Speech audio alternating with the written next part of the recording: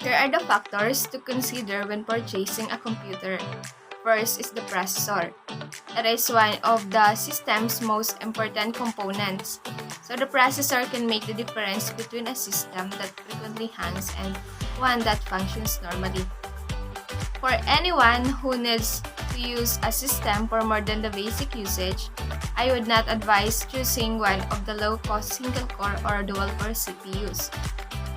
Next is the RAM. Basically, the more RAM you have, the more browsers and programs you can open. So these days, 4GB is considered to be the minimum. And for most people, 8GB is the ideal amount. The more the RAM in the computer, the better performance. Next is the storage. Numerous hardware devices, including computers and thumb drives, are impacted by storage and memory.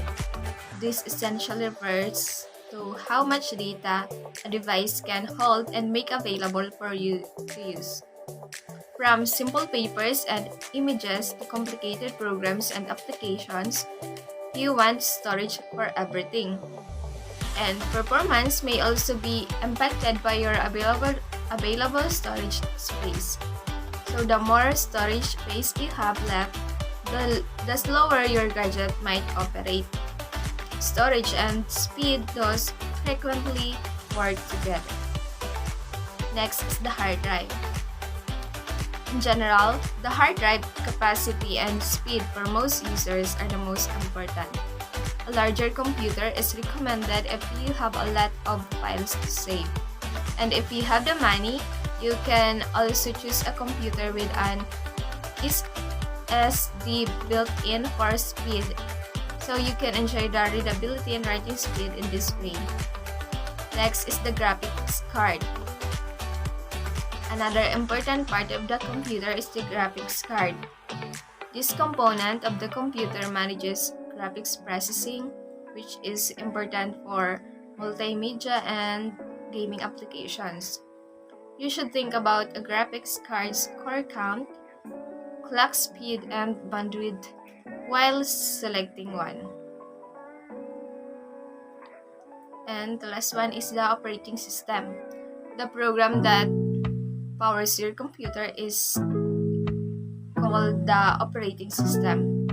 Mac OS and Windows are the most widely used operating systems, while Mac OS is preferred for artistic tasks like video editing and graphic design. So Windows is more widely used for music gaming.